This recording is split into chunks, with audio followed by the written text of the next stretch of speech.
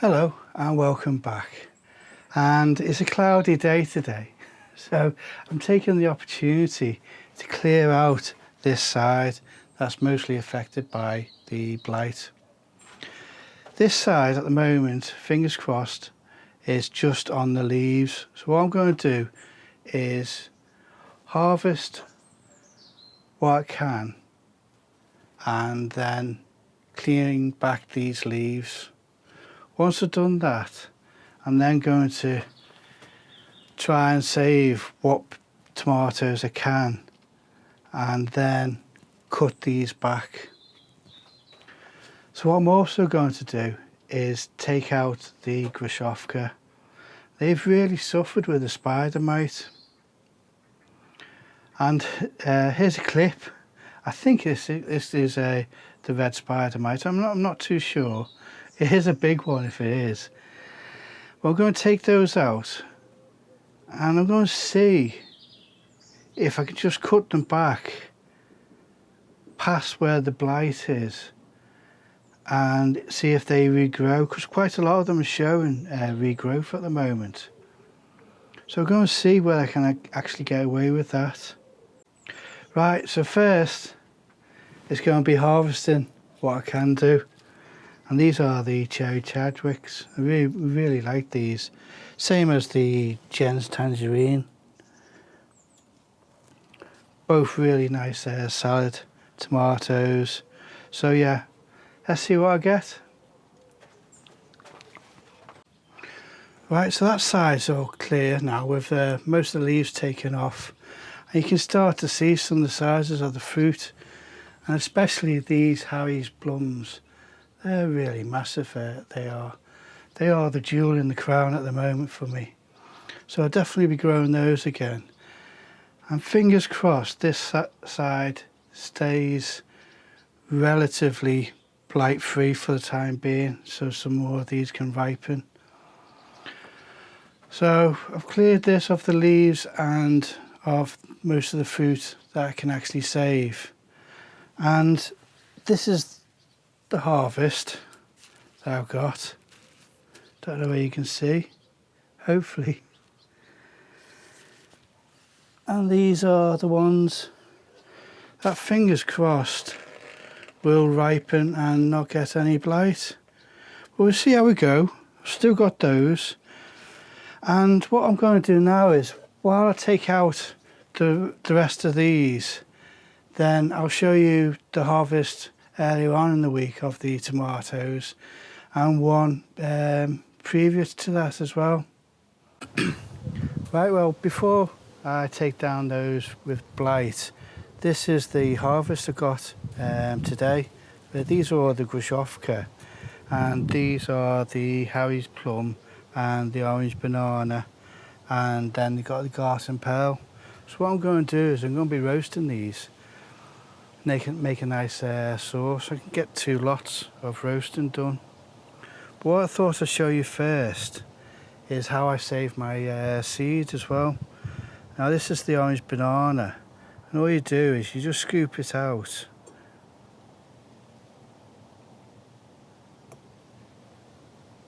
And then just leave it for 3 days. I mean, most of the time I forget, and I do actually. It goes longer than 3 days, and the reason why they say 3 days is because you get this thick layer of mould over the top of the seeds. It doesn't smell very nice, but what happens is it grabs hold of the seeds, so you can't actually separate the mould from the seeds. So then all you end up with is the lower seeds that you can actually use and save. So that's why they say 3 days. 3 days, not before, not after. And that's on the Real Seeds website. They've got loads of different ways of saving seed. Right, so what I'm going to do is just carry on doing this. Well, I just thought I'd show you how I do save the seed. So that'll go into my office for 3 days. Every day you do a couple of shakes just to make sure it's still a bit loose. And then you just wash it over a sieve. But But before you do that, you just, what I do is, because it's about that high with the seed, I just start washing it out, and what happens is any bad seeds, they float to the top, and also any of the mould, because it will go mouldy during the 3 days, and you just keep on washing that out. And I'll probably be doing this week, so I'll show you when I'm cleaning these out. That'll be in the next clip. Right, best get on with doing this.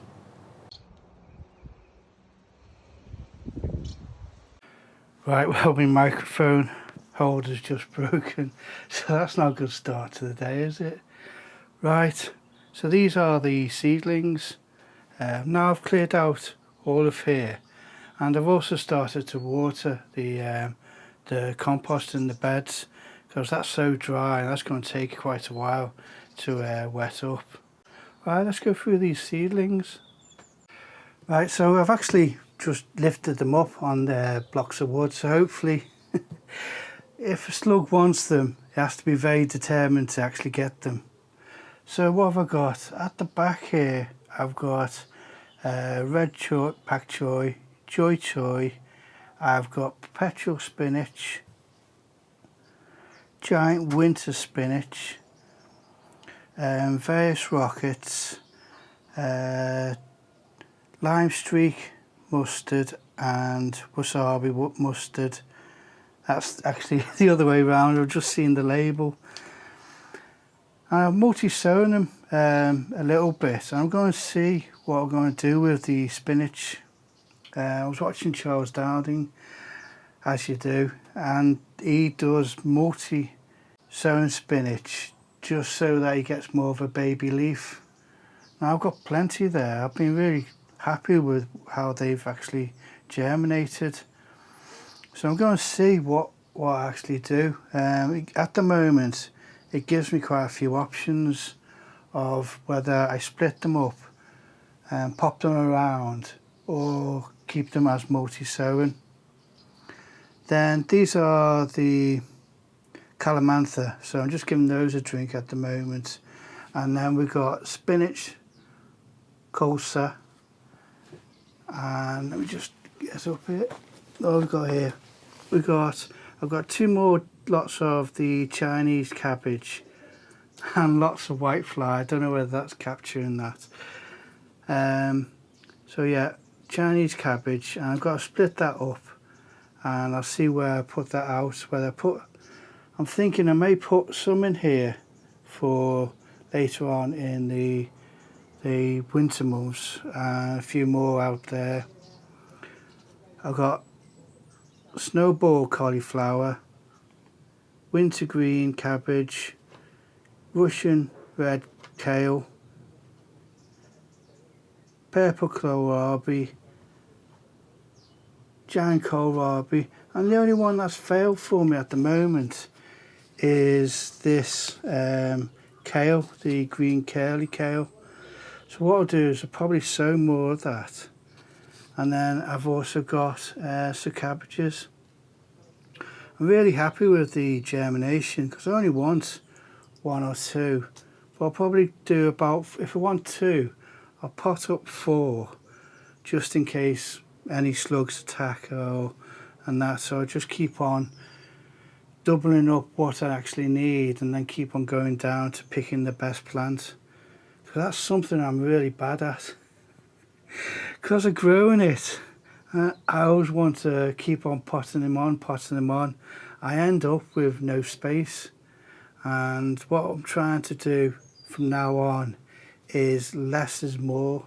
So I will do a lot of germination on the seeds, pick the strongest plants, double up how many I need, and then keep on reducing them down to the strongest plants. Because if I have it too crowded, then I encourage pests. I also find it a lot to keep everything watered as well. So yeah, less is more. That's what I'm going to try anyway. Right, let me just show you the grushovka. I cut them all down, but there's quite a bit of new growth. So what I've done is put them outside and let's see how they grow. So these are the groshovka and I've cut them down, but they have got some nice bits of growth on them. So I'm just going to see how they do. But what I also did was take some cuttings as well. They're up in the office at the moment. I've just put them in water, and all that is I'm going to try and learn how to do that, so that next year, if I do a really early crop of tomatoes by forcing them, then I may do some cuttings midway through when they're fruiting, so that I can get additional crop. That's my thoughts at the moment. I don't know whether that will work. It's just experimental, just to see how they do. So I just need to learn how to do it. So I just thought I'd give it a try. Right, so while I'm here, these peas are doing really well, and I can see that I need to cut some of these cucumbers. So I've got some scissors there, I'll just do that. As if by magic. Right, I'm really pleased with these 2 cucumbers. We did the same last year, and this position seems to work really well for them. Even though we've had no sunshine really, we've still been getting cucumbers off them. So, seeds next. Right, so I will be sowing directly into any of the gaps in the raised beds up against the fence, and also replacing the summer radish, because that's gone to seed. It's another failure. So what I'll be doing is sowing directly the mooli or daikon radish, like I say, into any of the gaps. So these are the seeds I'll be sowing this week, and I'll be doing leisure and cruise coriander, because over there we'll be doing a new herb bed.